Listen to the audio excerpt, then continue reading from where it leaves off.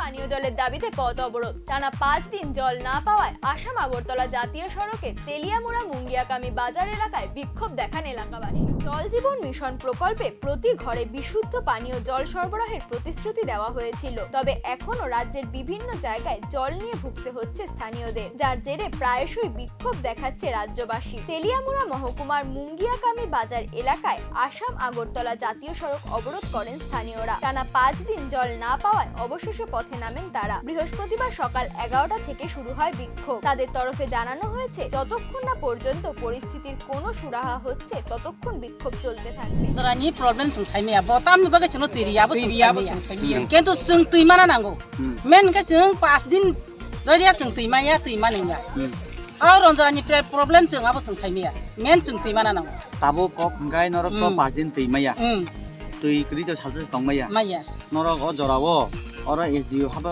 dw sab norok pha phagya লিখিত তরিকা जों তুইমায়া নে tui maya nai bokun response riya করিয়া sdu ni bung sadema আমনে মাইয়া হলে সংসাইমিয়া gagai norok je ora lama block khamen busu khara busu ko jenu kunti phagya আবো তো তাবো जों তো মুসুন খুন তো আসলে খাজায়া যে जों যতটুক অরনি সাপ্লাই যে তুইমান যে পরিবার বেবাং যত mongia am side to side nom kami মঙ্গিয়া কামি মঙ্গিয়া ইকো bo side ben side ni মঙ্গিয়া block side block side ini siapa ya kita kerja lama suguna ge response klai bia ko kayak কেমন রাজ্যে তিপ্রাসাদের অধিকার নিয়ে সরব গোটা রাজ্য রাজনীতি, তবে পাহাড়ি জনজাতিদের জন্য নেই যথাযথ মৌলিক ব্যবস্থাপনা। খাদ্য, বাসস্থান, জলের সংকটে একেবারে হতশ্রী অবস্থা। রাজ্যের জনজাতি কল্যাণ দফতরের মন্ত্রী বিকাশ দেববর্মার এলাকাতেই জলাভাবে ভুগতে হচ্ছে বাসিন্দাদের, যদিও বিন্দুমাত্র ভ্রুক্ষেপ নেই তার। অবরোধ চলাকালীন দেখা মেলেনি দফতরের কোনো উচ্চপদস্থ আধিকারিকের। সমস্যা সমাধানের চেষ্টাও হয়নি বিশেষ। কবে রাজ্যবাসী সমস্ত মৌলিক সুযোগ সুবিধা পাবেন সেটা নিয়েই থেকে যাচ্ছে প্রশ্ন।